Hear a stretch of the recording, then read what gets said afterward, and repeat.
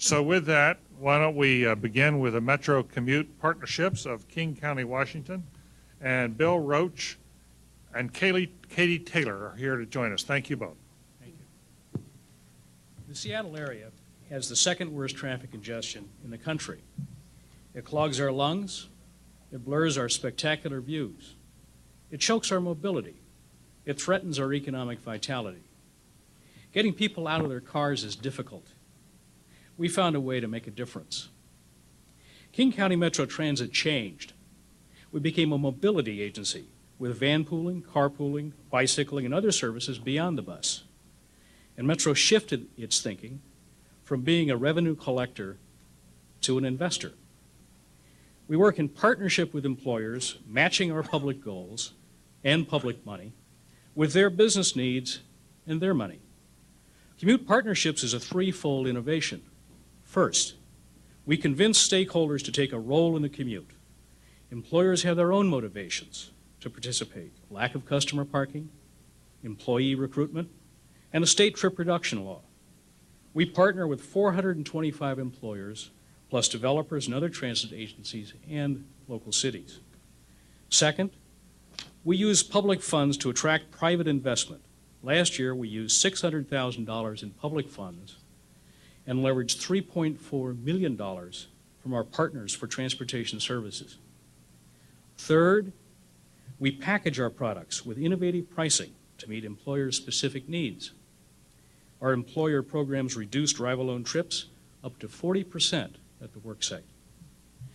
I can illustrate best with our FlexPass. Well, FlexPass is an employee's free access card to unlimited transit service and a host of other commute benefits, including guaranteed ride home, van pool fares, and rewards for carpooling, bicycling, and walking. Its magic is its pricing and its packaging. Here's how it works. An employer pays Metro up front for a year's worth of transit trips taken by its current bus riding employees. But every employee gets a free pass, and they start to use it. In the first year, there is typically a 90% increase in transit use.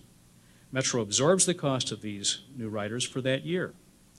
Over the next 2 years, the employer assumes an increasing share of those costs of new riders. By the fourth year, the employer covers all of the costs, and Metro has dramatically increased both revenue and ridership. Metro has shared the cost of introducing other services in the package and reaped long-term revenue and ridership growth. Weyerhaeuser is one of the 425 employers who have become partners with Metro to meet its company goals. Katie? I work for Weyerhaeuser Company. Our headquarters are located in a suburban campus setting with limited transit service. We depend on the region's transportation system to move our people and forest products. But we were part of the problem. Nearly 95% of our employees drove alone to work. We were already complying with state law, but our company realized that it made good business sense to make a bigger investment in the commute. Weyerhaeuser management directed me to make it work. We set a goal to have each employee use an alternative mode at least 1 day per week, reducing commute trips by 20%. Metro became our valued and trusted partner.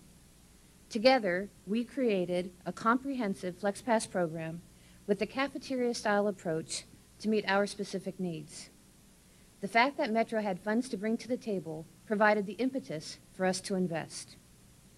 Our flexible program provides opportunities for all alternative commute modes.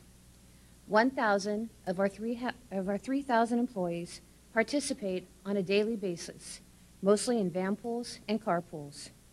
They eliminate 3.4 million vehicle miles annually and reduce our drive-alone commuting by 25%, exceeding our goal. Now, Weyerhaeuser is part of the solution. Metro's approach was the key. When I think of Metro, I see an image of a kaleidoscope. They skillfully mix the services and financial resources available from each partner and turn the kaleidoscope until all the pieces fall into place.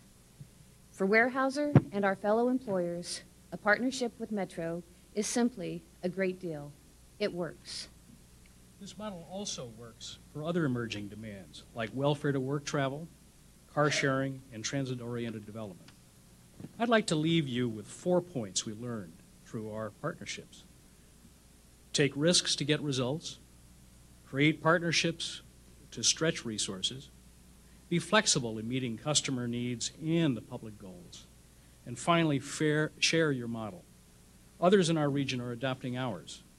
As Katie says, it works. Thank you. I'd like to ask you, if I might, it was unclear in the site evaluator's report whether the percentage of people riding mass transit in Seattle is going down or going up? Oh, it's going up. Up overall? Oh, yes.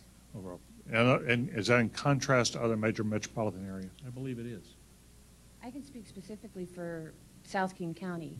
Weyerhaeuser, for example, went from 14 to 44 van pools. We went from 50 to 352 car pools since the implementation of this program. And we work in partnership with all the other King County employers. But do you know what the number of people driving altogether and as a percentage of the people driving? Yes, 70% of our employees still drive alone to work. 30% of our employees use an alternative mode to get to work, which is a 25% reduction since the implementation of this program. Overall, in Bellevue, for example, the suburban activities there are very much like Silver Spring here. The transit ridership has gone from 6% in 1993 to 15% today, very much as a result of this kind of partnership. Does King County stand out then as a rather unique or unusual place in that regard? I believe we are showing some significant results that others aren't, yes. Yes, Susan? Sort of along the same line as David's questioning, do you know what percentage of the overall transit ridership is part of this program? Yes, it's about a third. About a third. Mm-hmm. Lee? Have you in fact reduced congestion No. versus a year ago? No, because on the background is there's growth, tremendous growth in the Seattle area. And I mentioned we're second in congestion. We used to be 14th in 1980. We're now second. So no, in the background of growth, this is one of those smart growth ideas that we're trying to use. Ed Doran? Do you, in planning this, assume that public transit should be self-supporting? No. Okay. However, various aspects of public transport should. Our van pool program is a good example of part of the system which is self-supporting, that actually, with Weyerhaeuser as an example, in a suburban location where our fixed route services don't work very well, this is where the mobility idea comes in. Van pools, as she mentions, is a key factor there. In other parts of the community, when we can get employers to pay a significant increase in the share, as we are with these partnerships, by growing the number of people investing in the system, we can reduce that overall public investment. Susan Schwab? There was some mention in your brief about threat to your funding sources from the legislature or from a ballot item. Right. Ballot initiative, could you Yes, speak to those? that was an initiative last fall, Initiative 695, and it took away a third of our funding source. And we are actually going to the ballot this fall to recover that through local increase in tax. Did you lose that ballot last fall? It was a statewide initiative. It was a statewide.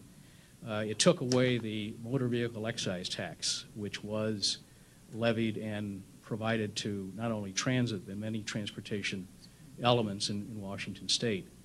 And we're trying to recover from that with a ballot measure this fall to increase locally our taxes. We believe that we're hoping that will pass. But this is of real interest, I think. While we as an organization took a major hit in reduction in our budget this last year, our program was retained at a fairly significant level because of its ability to raise revenue through the methods I've just been talking about. Also, just to put quickly on that note as well. Weyerhaeuser, obviously with Initiative 695, and all of the other employers that are participating, were very concerned about the loss of revenue and the impact it would have to the services available to us. And all of the companies that were participating chose to continue to partner with Metro because it had been demonstrated that it was such a good program for our employees and for the regional mobility. And it was aligned with our company and other companies' commitment to corporate citizenship. The time is up. Bill Klinger and Carl had both had their hands up. Do you wish to pursue your questions? Can I thank you for your very crisp answers? Thank you. Very good.